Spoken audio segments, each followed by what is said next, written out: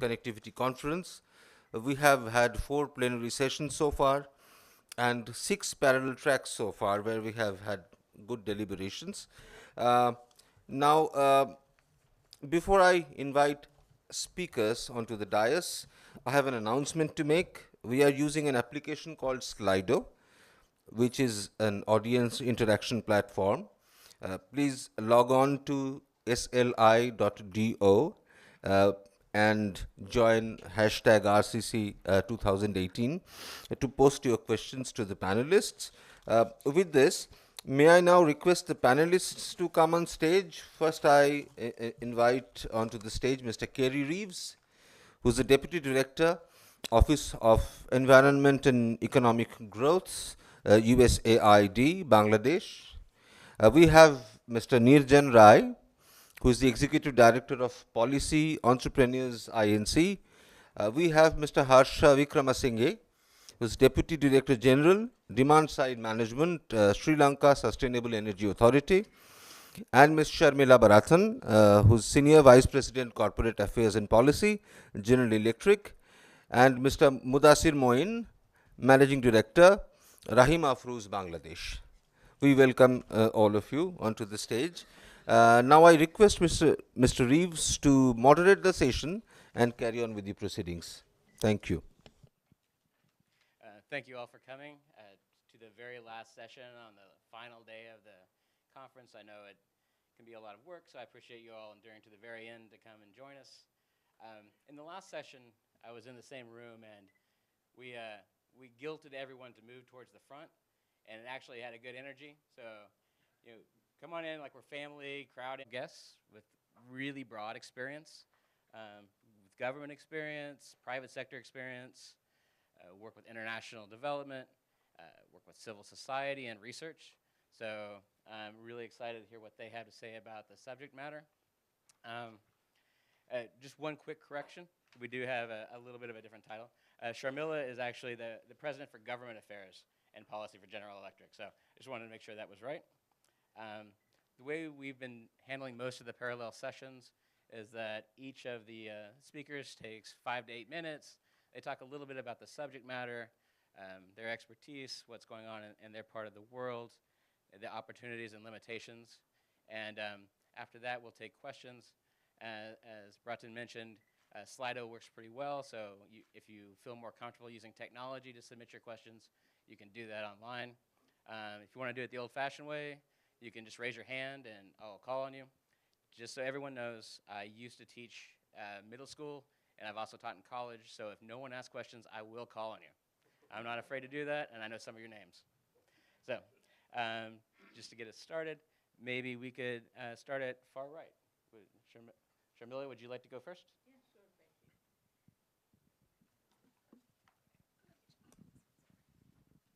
you. So firstly, I'd like to congratulate the organizers for the rich discussion that they've managed to have in the last couple of days, and I'm aware of it because the GE team has been here for the last day and a half, and I did get feedback. So congratulations, very nice work, I think.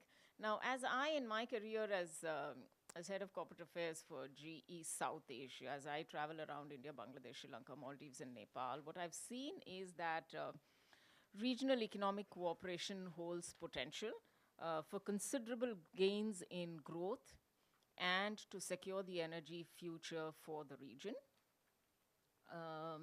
And I think what's important, and I'm going to just hit the highlights.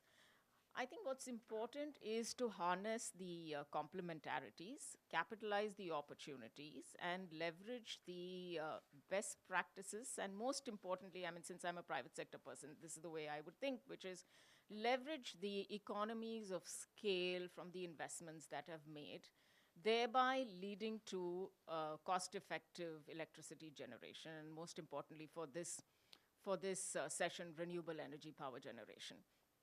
Now, GE has been here in India since 1902 and has made significant investments.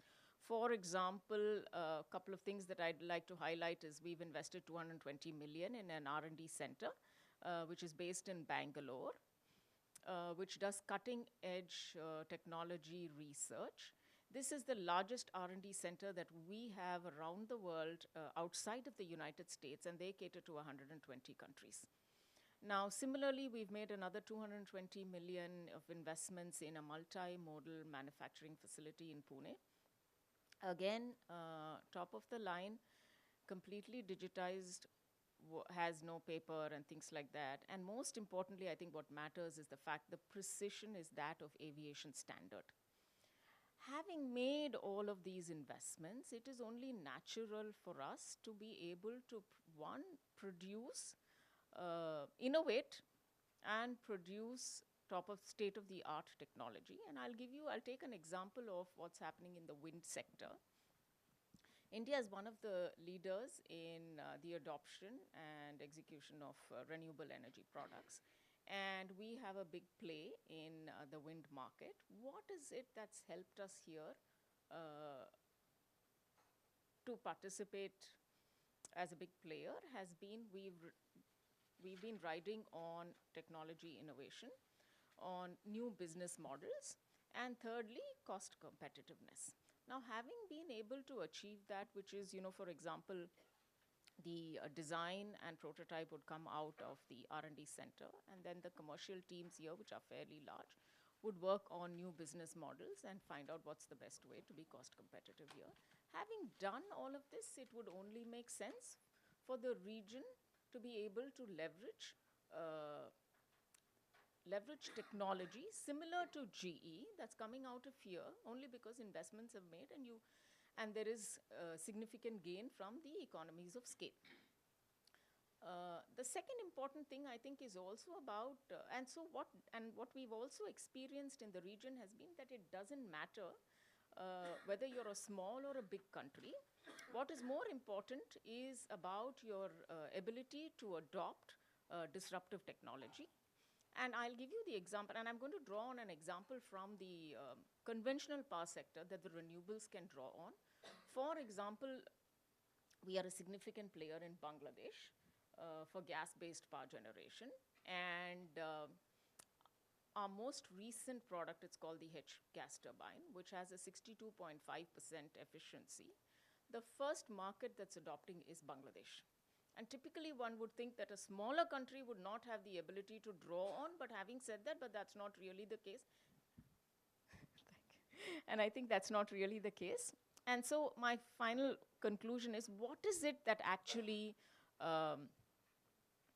what is it that draws companies to the private sector to such markets is essentially an enabling policy framework. Even today, as I go around the countries advocating for some policy reforms, there are two examples that I'd like to give. One is that, for example, there are wind turbine tenders that come out in the region which clearly say I need manufacturing experience of X number of years. It doesn't matter. For example, if it's coming out of a facility like ours, which is to the precision standard of aviation, what matters is the performance. Ask for performance guarantees, ask for something else, whatever that matters. But I think it's important for the region to be able to leverage economies of scale and to be able to provide their citizens a cost-effective power scenario.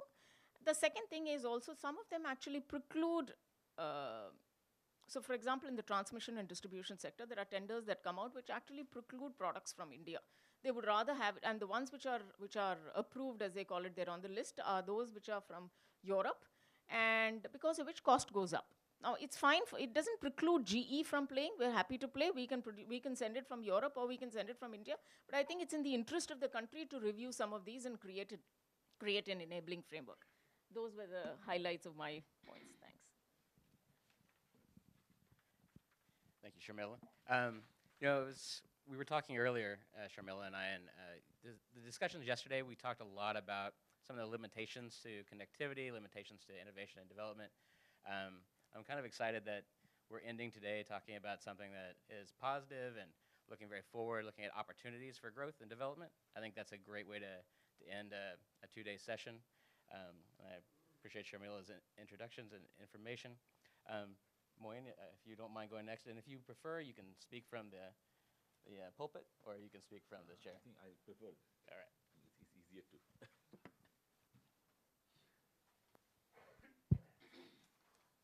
Hello, everyone. Good afternoon. I am Mudassir Moin. I am from Rahimafrooz, Bangladesh. There's a lot happening in Bangladesh with renewable energies. I thought let me share a bit. The government has a plan to ensure energy for all citizens by 2021. So that is the driving force under the current government headed by Honorable Prime Minister Sheikh Hasina, that a national vision to ensure energy for all citizens. You'll be happy to know that Bangladesh has the largest solar home systems rollout all over the world. It is over 4.5 million installed already. So solar installations means solar PV, and then you have the pumping systems, we have the mini grids, the solar rooftops, and solar powered BTS. These are the components. So at this and there is a goal to use 5% of the total electricity generation of solar by 2015. So these are the broader aspects through which the government is moving. So it is one of the catalysts for improving the socio-economic conditions of rural Bangladesh, ensuring long-term energy and security.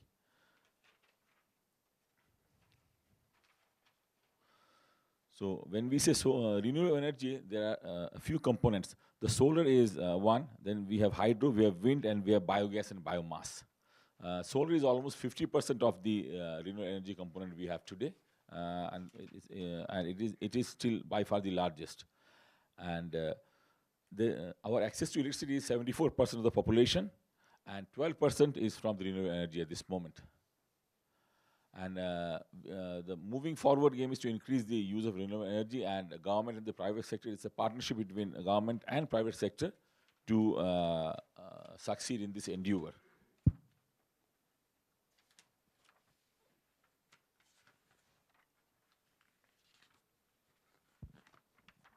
So the policy is a two proposed strategy: business type involving contribution from beneficiaries and private sector, and social service type aiming to implement government social commitment. That is in a nutshell where Bangladesh is moving, and I would expect any questions and queries later. Thank you very much.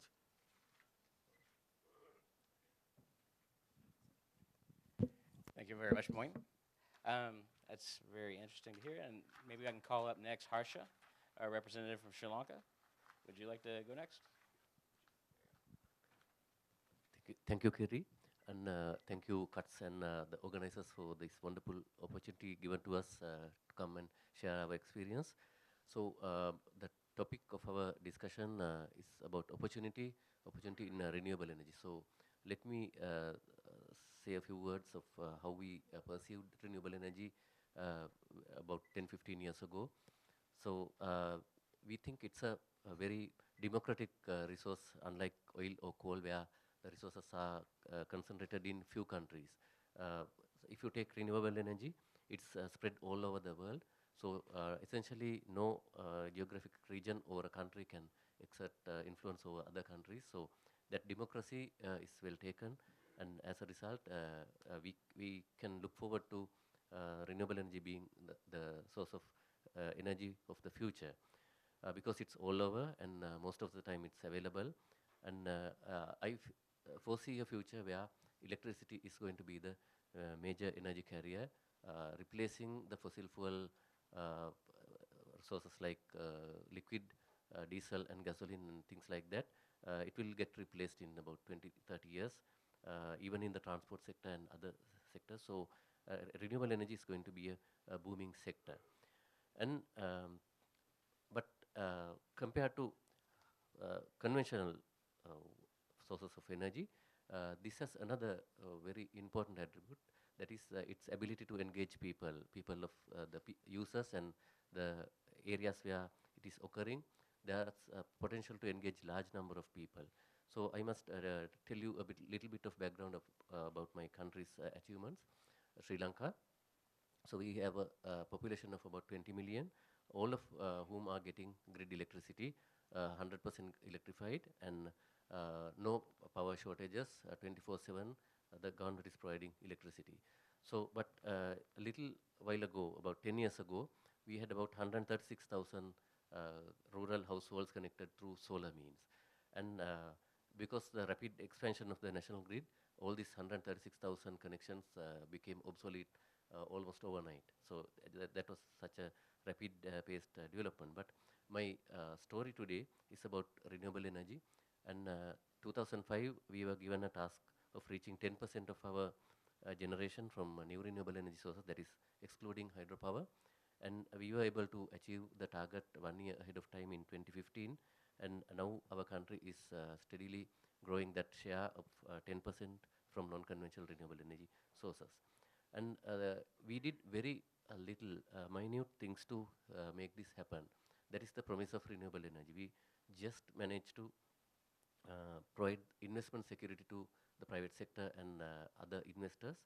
And they came in their numbers, and there was a big clamor to invest in renewable energy. So after a while, about 5-10 years later, we managed to evolve that sector into guarantee the investment efficiency as well, meaning we went the competitive bidding line, and as a result, we have secured one of the cheapest wind energy projects in the region. We got 4.84 US cents per kilowatt hour for a 100 megawatt wind project, and the construction is ready to begin any moment now. So that this evolution has taught us many beautiful experiences which we can share with the region. So it's about doing very few things right at the right time to get the renewable energy agenda to move your country forward. Thank you. Thank you, Harsha. It's good to hear about all the successes in Sri Lanka. Nirjan, would you like to go next? Sure. I guess I don't have an option. Okay, so I asked Kerry that I should go last because the status of renewable energy in Nepal is actually quite low. And I say that particularly because I'm counting medium and large hydro not within the gambit of renewable energy and focusing more on solar and wind. Small hydro definitely, but the focus that I want to put today is on solar in respect to solar and wind. The installed capacity in Nepal is actually less than a megawatt of solar right now on grid. There's a 25 megawatt project that is being in the works right now, which should be online in the next 2-3 years. The procurement issue has actually delayed it quite a bit. The reason why we have solar was usually as a alternate source when we had a lot of power outages until about last year when we started importing half of our consumption of peak demand during peak demand from India right now, and so only 50% is produced in Nepal. And most of this is actually through coal-fired power plants. And so it's kind of like a problem that, we talk about Nepal having a lot of hydropower, but we're actually importing quite a bit from India. When I was asked if I would be interested in being part of this panel, I wasn't really sure how to engage because I'm not a RE person. I usually work in electricity market, Nepal's electricity sector. And so I thought the way that, and given the fact that we don't have a lot of RE, I thought I would like to structure within the larger connectivity issue, and particularly India's investment in renewables and how that actually impacts Nepal's own narrative on hydropower development. So when we were growing up, this was this narrative. We were told that Nepal has 80-something thousand megawatts of hydropower potential. We are the second richest country in terms of water resources. That was one thing we were always instilled as kids. The other one was we are a yam between two rocks, so India and China, and so we were the little yam, and so it is very difficult to grow. So talking in terms of connectivity, the second story is that kind of changed because these days we talk about Nepal being more of a bridge or trying to become that bridge between the two countries. And so that is one narrative that has changed. The one that hasn't changed is the hydropower narrative, which is we have a lot of resources, we will exploit these resources, and we will be wealthy as a nation. And the assumption in there is a ready-made market in India. And so the connectivity was already kind of instilled in that without really understanding the electricity market of India. And maybe there was a window of opportunity if we had done it about 20, 30 years ago. Then maybe there wasn't enough. India was then an energy-hungry country, but today it is a net exporter, and so we're exporting. And given the fact that RE technology and the price has gone down in terms of how much it cost, hydropower in Nepal is actually quite expensive. And so all of a sudden, we have to actually now start facing this problem of where are we going to sell that hydropower. And also in terms of just how building hydropower, the social cost is so high that there are a lot of social concerns within developing it in Nepal. And so, and still though, politically we have not been able to change the narrative of let's do something else. And I think something like this, when we have a platform like this to discuss, is to also start thinking for Nepal, and Nepal should also start rethinking its hydropower narrative in terms of how it fits. One is in terms of the peaking load that India will have to rely on because of its investment in renewables, and how Nepal can actually synchronize with that and start investing in actually large hydros. I know I said, we should not build a lot of hydros, but for energy security purpose in Nepal, as well as to maximize its hydropower potential, it has to actually now start thinking of peaking and get a better return than rather than just trying to think that India is a ready-made market.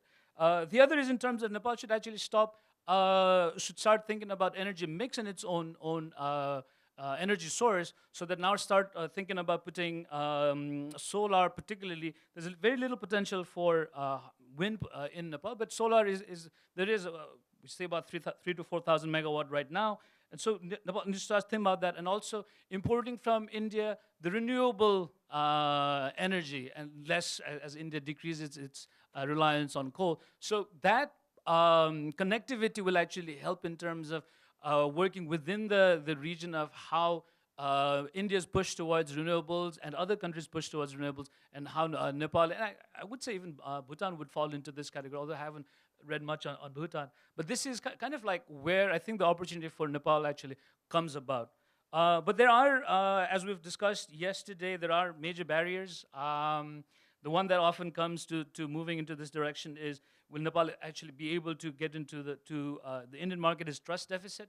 The agreements we've had between the two countries, for example, there was the Ministry of Power of India came with guidelines that actually restricted, or allegedly restricting Chinese investments or non-Indian / Nepali investors to invest in Nepal's hydropower or energy market in Nepal. And there's also the preference of India to prefer bilateral, working in bilateral arrangements rather than regional. So when Bangladesh wants to import from Nepal, we do not actually have an arrangement where we can actually sell, and India prefers to work with Nepal separately and then with Bangladesh separately, and so that is a major hurdle for us. And the last thing is issue of national security. We're talking about interdependence and connectivity, whereas that makes sense in terms of all the economic benefits we can get, but it also can be seen as a political threat in terms of national security. And so as we're talking about how we create interdependence, there's this issue of where national security, concerns of national security actually stops us from moving anywhere forward. We were talking about political will earlier in this room, and I think sometimes it's about these large issues on security and national security that kind of just stops all the discussion when to get that political will to get that interdependence. I'll stop for now, and then I'll take other questions later. Thanks. Great, thank you very much. So we've talked a bit in other sessions about sort of the challenges and opportunities, as I mentioned. South Asia is a quarter of the world's population. You have a number of countries that are growing at 7% per year.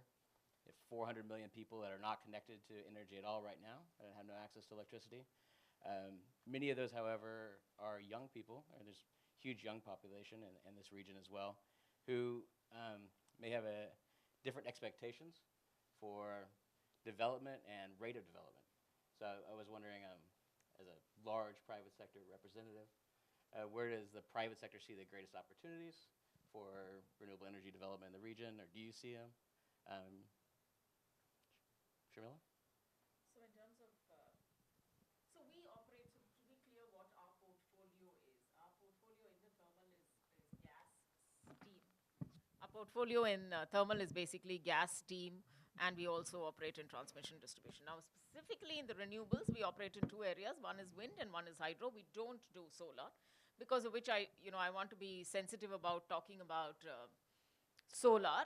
So having said what's our portfolio, let me say then, where do we play in terms of access to electricity for a vast majority of the population? I think our contribution lies essentially in transmission and distribution. And again, I want to remain sensitive to the request, don't be technical. So staying non-technical, we do the National Load Center for the country has GE technology. We're very sensitive to making sure that we are part of this whole group of stakeholders, ensuring that there is reliable power to citizens of this country. So that's on the grid portfolio. Much of the work that we do in renewable generation, especially wind, I can't claim that is towards access to electricity. But having said that, I think the smaller hydro projects, clearly, especially in areas which are remote, I think that is where, again, we contribute. Now, besides which, I think what we do at a much larger scale is essentially capacity building, only so that the energy sector as a whole is prepared to deal with the future of energy roadmap for the country.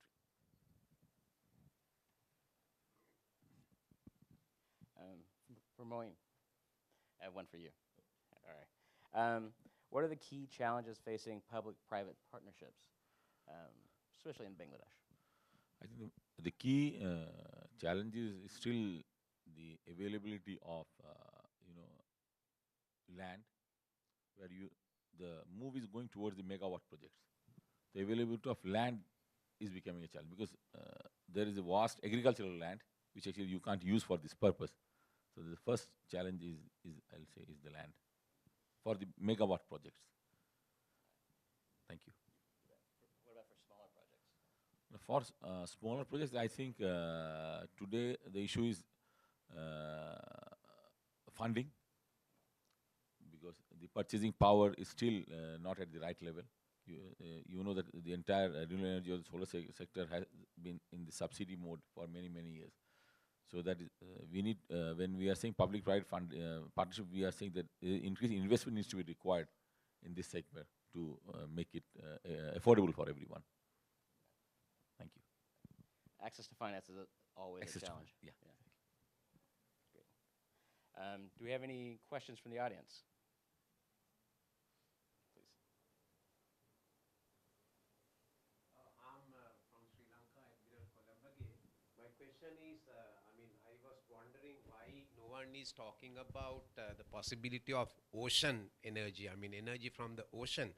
I personally feel that in the future, when the demand for renewable energy grows, even the hydro may not be sufficient. Of course, solar is a huge potential. Are we not, in this region, I will direct it to the panel, are we not even thinking of deriving energy from the ocean in the future? I won't start with our landlocked part. Anyone? General Electric? Any thoughts? So let me answer it in two ways. Are we looking at it from a commercially viable perspective? At the end of the day, the only thing that the region has made it very clear that what matters is cost of electricity. So if you see where wind has gone, it has actually, what people have strived towards is to make it on parity with fossil fuel. So, and any newer technologies, and if you look at offshore, and I'm talking of technologies that the broader audience here will be familiar with, if you look at offshore, you will see that the tariff is about 10 times that. And if you're looking at new futuristic technologies, you're going to be looking at tariffs which is far. So I think, while I think the R&D, and I'm speaking for the broader community, I think the research community will only be too happy to look at futuristic technologies. But I think that will be limited by what is it that they are going to be able to produce that's commercially viable, number one. And secondly, there is no citizen who's going to say, I'm willing to buy ocean thing at 20 rupees per kilowatt hour. Yeah. So, so I think the answer to you is that I think on behalf of the research group, I would think that this would be of interest to them, clearly. But I think what is most important realistically is to say, is that a technology that's going to be on par with some of the commercially viable technologies today? Thank you. Sri Lanka? You have a lot of ocean access. Yes, in fact, I agree with Sharmila there because we have so much other resources, well-developed technologies, everything, and there's a lot of hard work involved in developing a resource to commercial realization. To start with, our wind energy measurement program is nearly 14 years old now. We realize the benefits of wind only after about 10 years of hard work, a lot of background work you have to do, but not for solar. Solar overtook us. The industry was speedier than the government setup. So, but even to take measurements of the available ocean power, wave power, and tidal energy and all that, it takes a lot of funding and effort. But we have not deterred by that. We have received some assistance from Finland and even some other countries, and we are trying to develop some capacity in the country in that respect. But I must add, the wave activity and the ocean energy is far superior in the polar regions than in the tropical parts of the globe because of the shape of the earth. There's nothing much we can do, but that has not stopped us from looking at it. Any other question? Oh. And I have Harsha's approval on this question. So what's the political outlook for Sri Lanka, Harsha?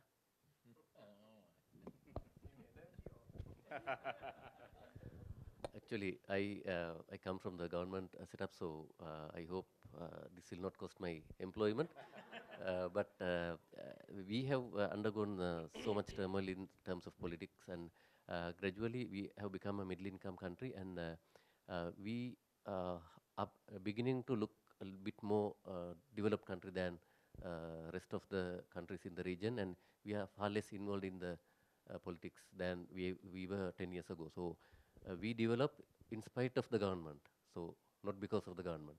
The country has understood that, so whatever turmoil that is going on there, we are not bothered. There will be a different boss tomorrow when I reach office, probably, but it doesn't affect us. Our programs go ahead. So politics, we are beginning to live with it. So we develop in spite of governments, we develop.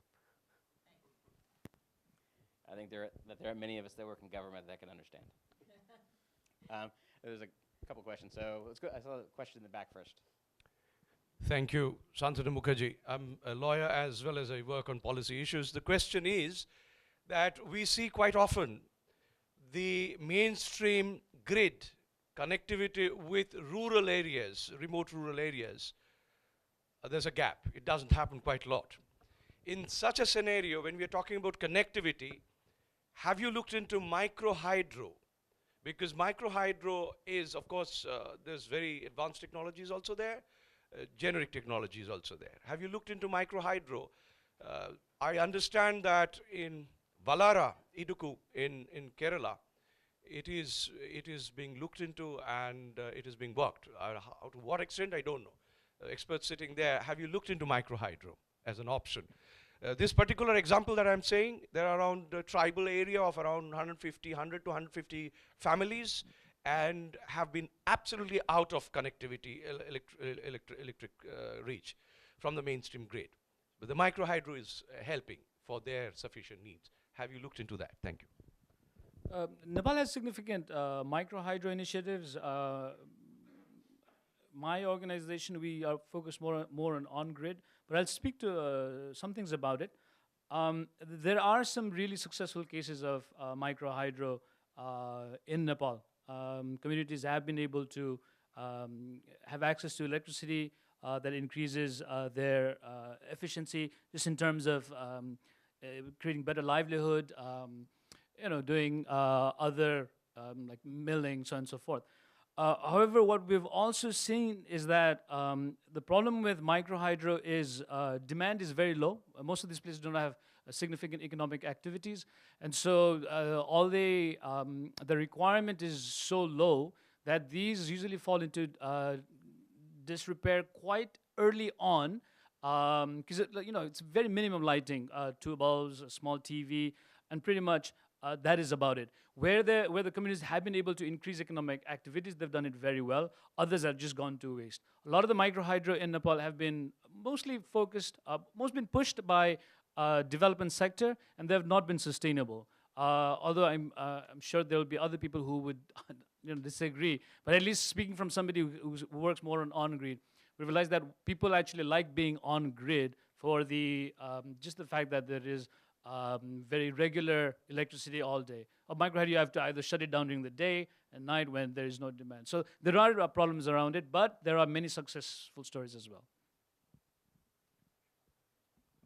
I would like to reiterate what Nirjan just told you, but I had a very good experience nearly 2 decades ago. I personally am a microhydro enthusiast, and with my efforts, I have been able to provide electricity to about 300 families in my country. But similar to what he told you, it is the perfect solution for a very remote community as long as there's nothing close by in the national grid. If there is even a rumor or a political statement saying the electricity is coming to the village next to you, trouble starts. The community-owned and community-managed places like that, they are very sensitive to this kind of external stimuli, and as a result, there's a lot of unsettled bills to be paid, and many things crop up, and as a result, the societies collapse. But on the same lines, we have a couple of inhabited islands up north where electricity is provided by diesel generators, and by the utility, no community involvement whatsoever. It's just the national grid similar quality, and the generators are operated by the main utility. So less people involvement, less trouble. But I'm saying this in a forum, maybe people who are very romantic about community-owned apparatus, but my bitter lessons from Sri Lanka is community-owned enterprises like these, they work as long as there's harmony in that community. The moment you have something usually related to payments and funds, these entities suffer irreparable damages. So thereafter, it's very difficult to start it up from where it stopped.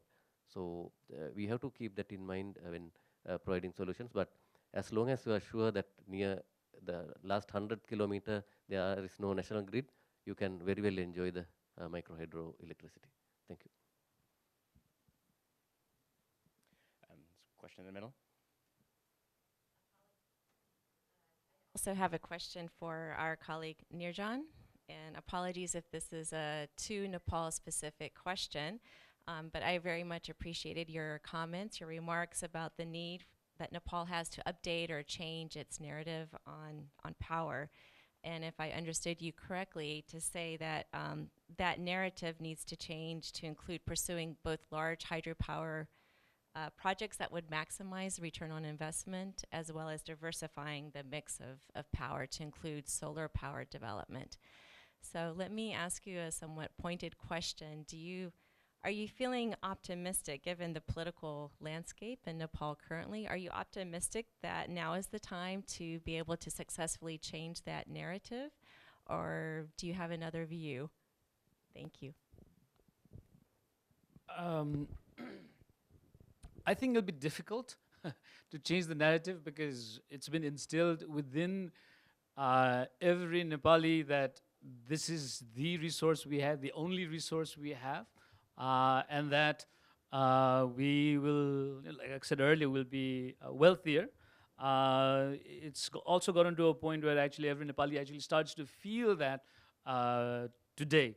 And so it'll be difficult to change, but if we don't realize electricity as only a means to something else, rather than just selling it as a commodity, but rather using it as a means for industrialization, or just in terms of getting better electricity for lights to light your home, your hospitals, your schools. If that isn't the narrative where we will develop through hydropower, not as selling it, by not seeking rent through it, but rather using it for something else, then our path of growth will be limited. I don't think it'll be an easy sell for Nepal to change its narrative, but it's, I think, forums like not just here, but also in Nepal, this is the narrative that as people working in the sector, we've been trying to push through. I don't know if it'll change though, because it's so ingrained within the Nepali psyche right now.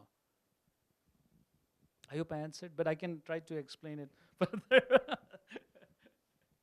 There was. Can I try to answer another question here, which I saw on Slido? Nepal has a love-hate relationship with India's energy companies. Can RE investment lead to collaboration? This actually, I'll tie it to this trust deficit argument that has been made through and through in most of the panels. And also the question that, and I'll try to be more positive, because one of the questions that we were given was also, what are the roles of local and external policymakers, private players and CSOs in developing renewable energy industry in South Asia?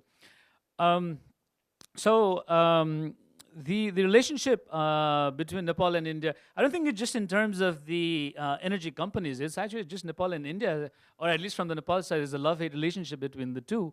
And we work a lot on water resources as well. And so the three treaties we have with India on Koshi, Gandak, which were done back in the 1950s, 60s, and then Mahakali in the 1990s, Nepalis feel that we always got the short end of it. And the public, the water experts, the intellectuals all believe that India kind of pushed its particular agenda to get whatever it wanted, and Nepal has always felt the short end of it. And so this also bears in the sense that I would assume it's in the region. One of the reasons why there is this lack of connectivity is because of this kind of sentiment between India and its neighbors, right? And so I don't know how that's going to change. It's a difficult thing, but I think connecting markets, whether it's RE or other areas between the neighboring countries, is one way to start creating that interdependence that eventually might overcome the political threat that is out there. And so I think platforms like these, where civil society or other stakeholders, private sector, can come and have a very frank discussion about what those interconnectivities can be, is actually the starting point. And so I really like platforms like this, where we get to kind of go past that government-to-government discussion, where there are protocols and larger national security interests, and it allows kind of space to have this kind of discussion. So I really appreciate Cuts and East-West Center, FICCI, the US government kind of putting this kind of panel for the region, and I hope something good will come out of it.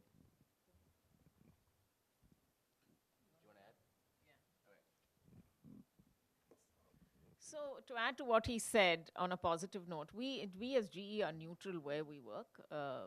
We love markets, and we don't get caught up in such things. So one of the things that I wanted to mention was that we work extensively in hydro in Nepal, and we acquired a company which is called Alstom Power and Grid globally, and they have had a presence in Nepal for many years, and we as GE continue to operate in that market. But I have a question for you, which is, what's been the experience working with China, and would that narrative sort of be different from what you said? That, I mean, I don't know enough. So when I've met with, I'll tell you, for example, Mr. Gimbre or someone, I haven't heard what you've said, that you felt that, I mean, you've heard around these conversations that Nepal got the short end of it. I didn't hear it, but having said that, I'm glad to hear it, because at least it makes me more aware. Having said that, what's been the experience working with China?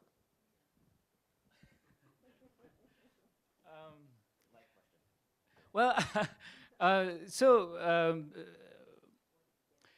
Nepal's kind of tried to play the China card for a long time, vis-a-vis India. And going back to the 60s, and in some ways, this is always how the Nepali identity was established. Recently, it was 2015, 16, when there was the economic blockade, or the allegedly economic blockade from the Indian side. Nepal did reach out. The current Prime Minister, was Prime Minister back then also, did reach out. And so we do see and China kind of opening up to Nepal's interest to engage.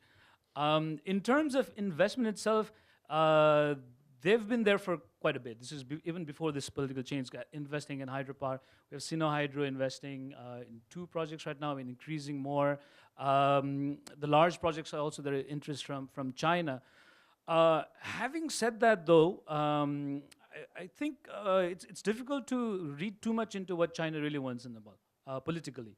They are investing as just investors rather than playing the geopolitics. I'm sure there is some aspect of geopolitics also, but it's not to the point where the way that, at least in Nepal, movement toward China. We did sign some access to port through China, but just in terms of energy, electricity, it's a difficult market for us to reach into. It kind of plays along that China card in a very different way. But let's see how it goes. I mean, China has, there is some commitment to build railroads into Kathmandu, down to Lumbini, but it's still a long ways. It's very difficult to answer that.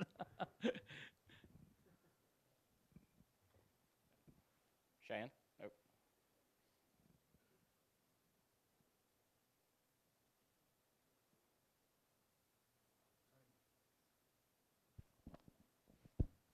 All right, actually posted this question in Slido, but I'll just speak now. It's a question to Sharmila and Harsha. I think you have seen from firsthand experience about the success of renewable energies in different markets, and my question would be, I understand that the answer to that question will not be specific, but from your experience, if we, I work for USAID Bangladesh, so Bangladesh is actually at the verge of creating a new wind energy market in Bangladesh. So hearing from your experience, what are the top 2-3 considerations that you think as a sector, the Bangladesh government, like I'm talking about Harsha, who has been in the government side of Sri Lanka, and Sharmila, who has been the private sector participant in various markets, including Sri Lanka and also in Bangladesh. So what do you think are the 2-3 first steps that, as a new market, Bangladesh should consider? Yes, thank you for the question. We have gone through many things, so I hope this will add value. Firstly, it takes very little bit of government intention to change things. So if we take the renewable energy industry in our country, the entire industry grew on a simple single document titled the Standardized Power Purchase Agreement. So a benchmark price was given. It was resource neutral, so hydro, solar, whatever. If you can come at that price, which was the avoided cost of electricity at the time, so you were given a license up to 10 megawatts to develop a project. So at the time, in late 90s, only hydropower was feasible at the time. But later on, it evolved into a mix of wind energy, solar energy, everything, with the prices coming down in the international market. So that kind of strong agreement, acceptable to the financing community, and the willingness of the private sector to do business with the government entity, which is the Ceylon Electricity Board, the utility company. So that created the necessary environment. But the most important thing is we were able to maintain this setup during the last 2 decades without much change in the policies. So that gave, even though it's a very difficult policy regime, some can argue, it was consistent and it stayed the way it was. So industry played up to it, and they managed to create an opportunity out of it. So in the game, they learned their tricks, and the practitioners are no longer in our country. They have migrated to the dark continent, Africa, and the Far East, and they are developing projects in those countries because they gained so much from the limited opportunity. And manufacturing capacity also happened in our country.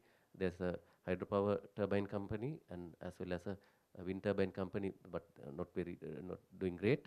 But all these things happen because of that single window of opportunity. So you don't have to think great things from the private sector, but from the government side, you have to do many things, like the resource development program, yeah, measurement of wind resources and even solar resources for the consumption of project developers.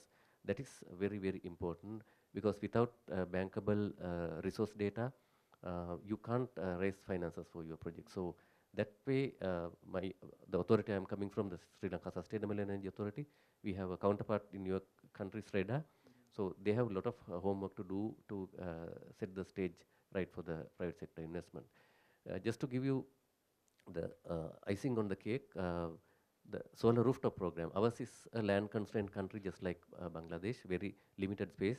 20 million of us are living in 65,000 square kilometers, and we have acute land related problems, just like Bangladesh. So we thought of giving an opportunity for solar using the solar rooftop thing. So the first we gave the net metering opportunity, where your electricity is compensated, so there's no buying of electricity by the utility, just compensate your production with your consumption. So that opportunity, you will never believe, it started in 2010, and there was about silence of about 3 years. And after the 4th year, the industry picked up because the solar prices came down. And now we have nearly 150 megawatts of solar rooftop in our country, and 50 megawatts of ground-mounted projects. And there's no end to the explosion of the market. We had 6 companies to start with, and now we have more than 300 startup companies serving the industry, providing 5,000 employment opportunities in the country. So it's again a simple piece of paper. The opportunity, I can count the number of pages, only 16 pages of our hard work managed to create 5,000 employment in the country. So that is the great part of it. And I would like to respond about the India and China thing later or after this. After this.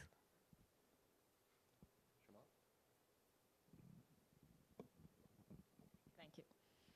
So I'm going to answer your question in 2 parts. The first one is more generically, what does it take for Bangladesh to achieve a successful wind energy program? A successful program can be achieved on the back of 3 things. One is technology innovation. The second one is appropriate commercial business models. And the third one is, how do you achieve cost competitiveness? And the reason I'm saying the third one is most importantly because gas is very cheap, and so your per kilowatt hour price of electricity is fairly low. And so given the economic profile, I think somebody will expect that it will be matched, right? Either it's on par or slightly higher. I can't imagine somebody would pay far higher for it. So that's the first part. What does it take to achieve? The second one is to build in the regional component, which is what is it that Bangladesh can leverage given the context of the region today. And the context is that in the region, Bangladesh has best practices that they can leverage, given successful renewable energy programs that have been adopted and run in the region, one of them being India, but they can pick what works. Like, for example, hydro, you can look at Nepal and Sri Lanka, and you can look at wind and solar for India and things like that. So you have best practices to pick from. Now, the third thing is, of course, is that in each one of these, along the value chain, whether I'm talking of technology or whether I'm talking of new business models, I think it is in their interest to see how is it that they will gain from economies of scale based on investment that's already been done in the region, right? Because Bangladesh does have a tendency in some of their tenders to say that I'd like to buy from Europe instead of buying from somewhere in the region. So it's in their interest to take a case-by-case study of how they would like to achieve all 3. Harsha, I was just curious, with the development of those regulations, was that government only? Did you involve the private sector in that development? Were there any revisions, or did you get it right the first time?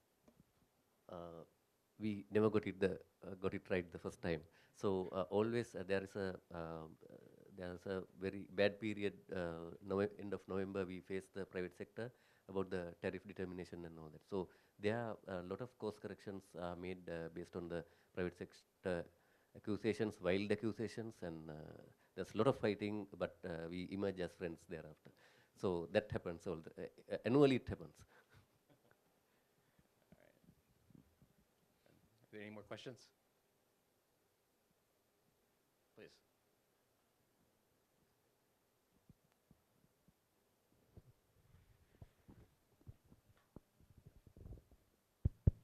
My question is to Sharmila, Barathan.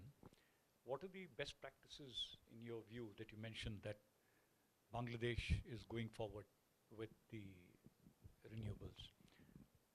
And secondly, you mentioned 3 criteria for going forward for this. One is cost competitiveness, and the second is a proper business, well-founded business plan, and the third I missed. You said something. Back on technology innovation. Oh, technology, okay. Yeah. So please go ahead. Yeah, so the best practices, in your view, what are they that contributed so much to the Bangladesh's going forward? That could contribute to Bangladesh. No, you said Bangladesh has got good best practices which are propelling it forward in this. No, okay. So I don't know if that's what I said. I said that, so his question was,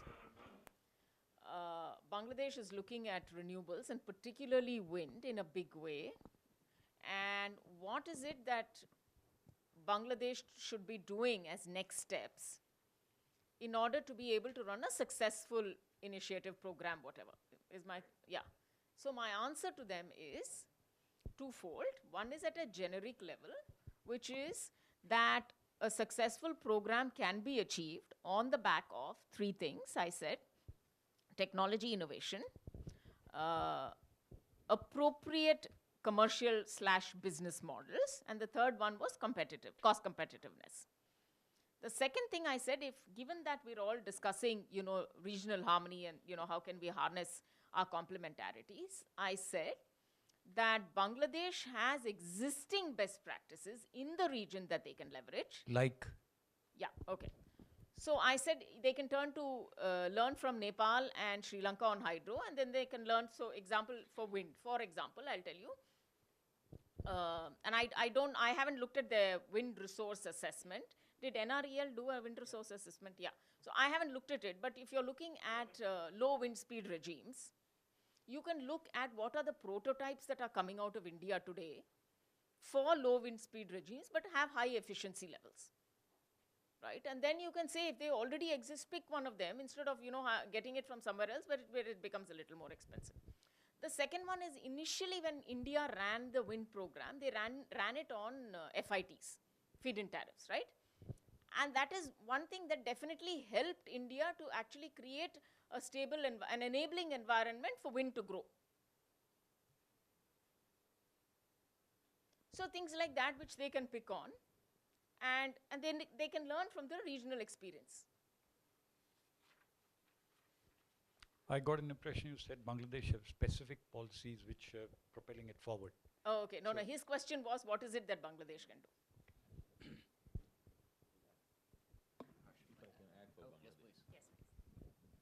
If I can add, for Bangladesh, Bangladesh has succeeded in the solar home project. That is where Bangladesh, especially it's an off-grid, and Bangladesh is moving forward in many dimensions, with this commercial and residential rooftop, solar park for megawatt, grid-connected solar IPP, and irrigation pumps to replace the conventional pumps, mini-grid and remote standalone systems, and also solar potential in excess of 2,500 megawatt in the next 4 or 5 years.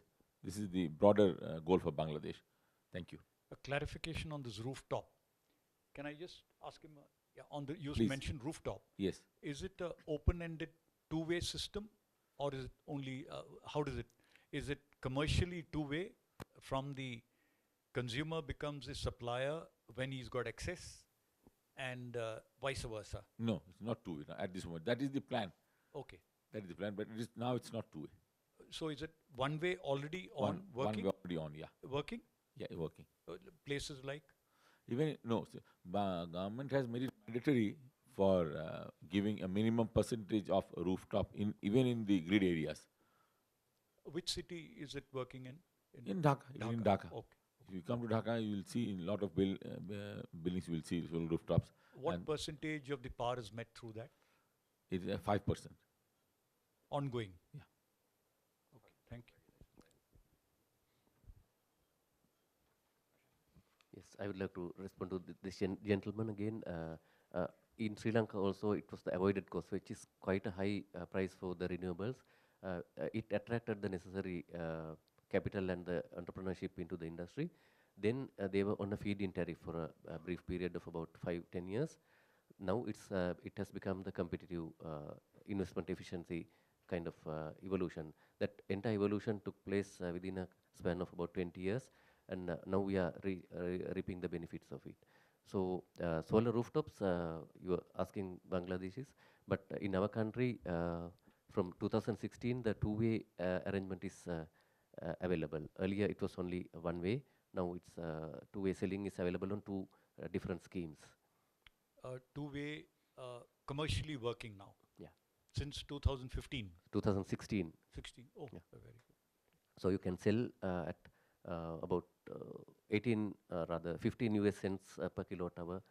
It's a very good price they have got for the solar rooftops. Is there a differential to the favor of the rooftop owner, or is the differential in favor of the supplier? It's favorable in the rooftop owners because we are at the incentive phase of the program right now. So it will, similar to the other programs, we will have the next phase and finally a competitive model for the rooftop sector as well. And what is the percentage of the power through this system going on now?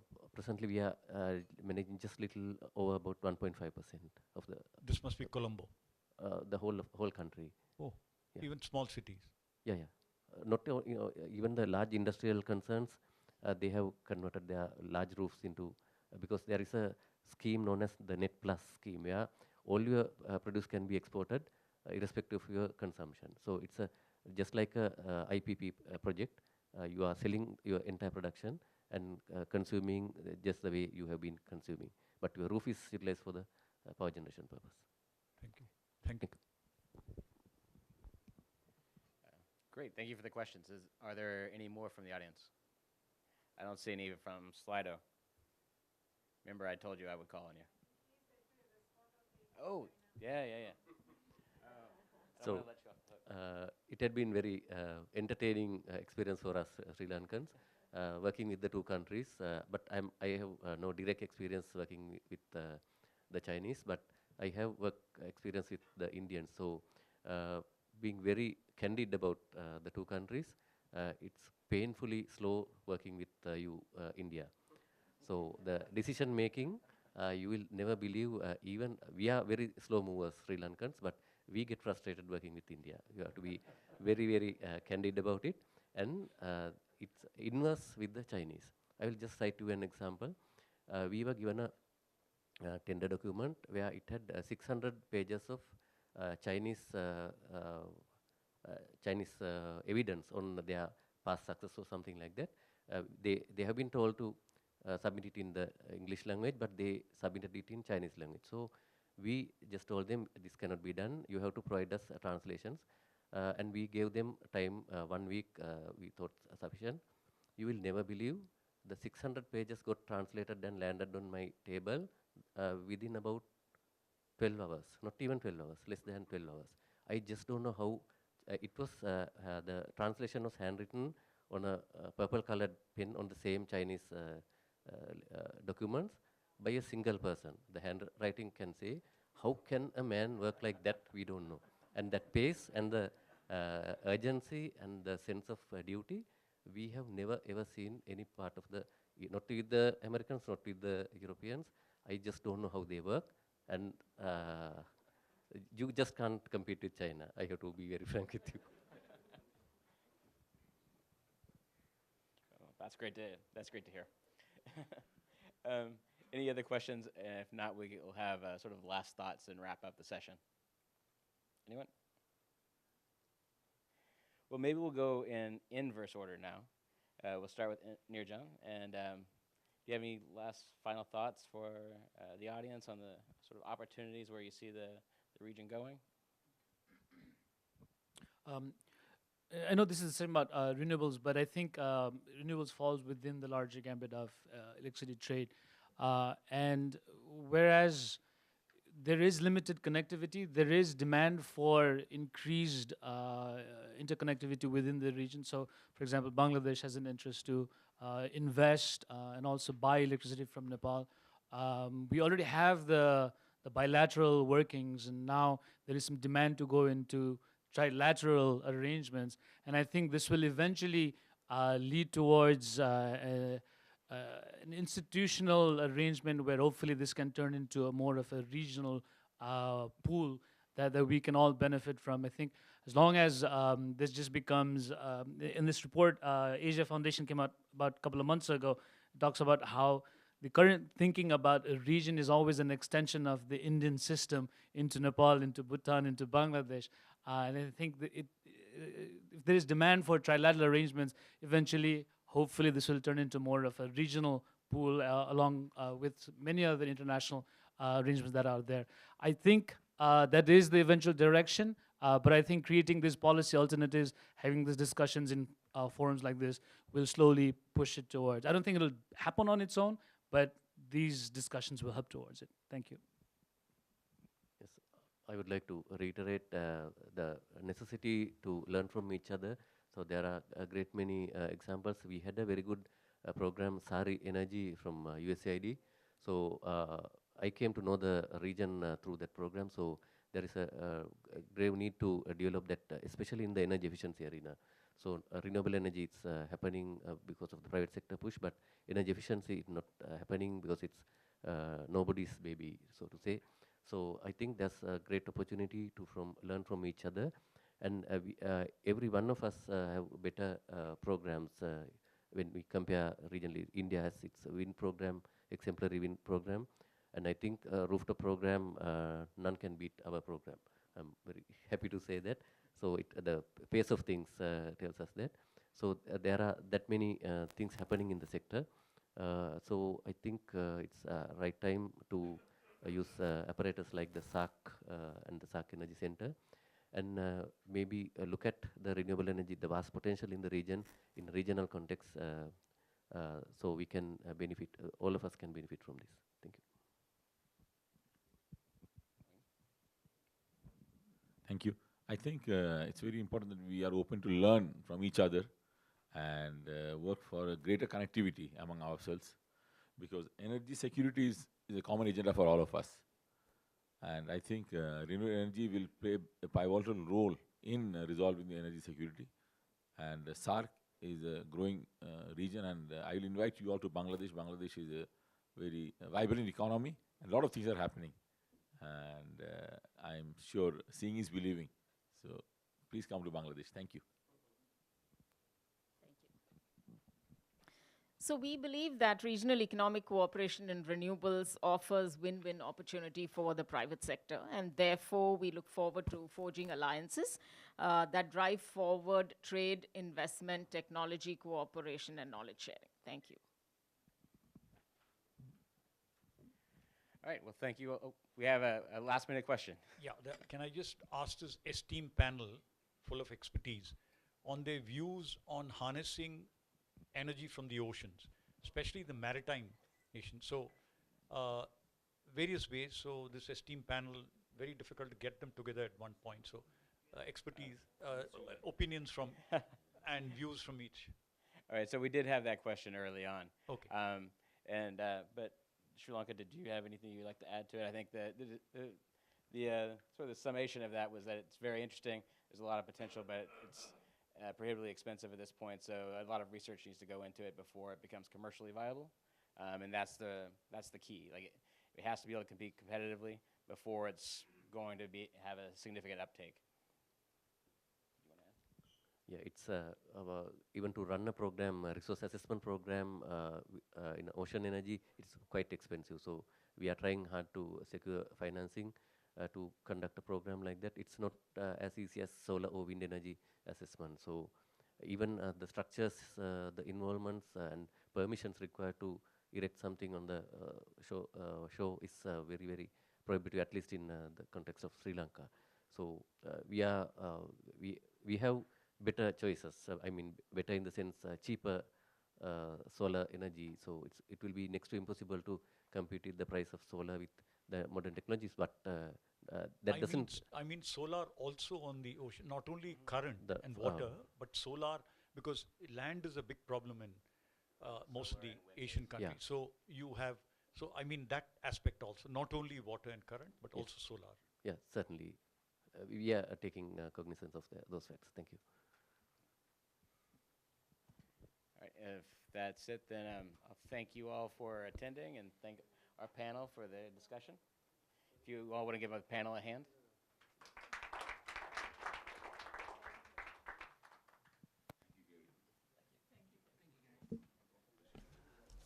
Thank you, everyone. Before we conclude, Akshay, if we can present the, I would request my colleague Veena to do the honors. Akshay, if you could please help Veena. We have some grow tree certificates, and these certificates basically mean that trees will be planted in your name. Now, in these cases, somewhere in East Sikkim. Oh, very nice. Yeah. So we're very happy. Please, Mr. Nirjan.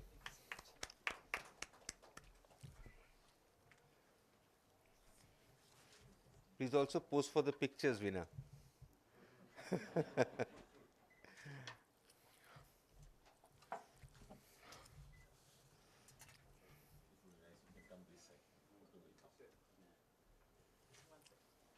Yeah, that's better. Yes.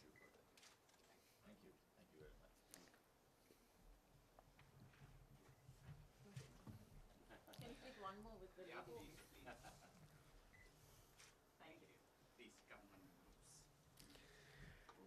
Thank you, Akshay, Veena. Now we formally conclude the parallel track. The last of the, we have only a concluding session ahead of this. For this, we request you first to join us for refreshments, which is taking place in the Shah Jahan room, which has been arranged. So please join us in the Shah Jahan room, and there, after the refreshments, we'll have the concluding session, which will mark the end of the connectivity conference. Thank you very much.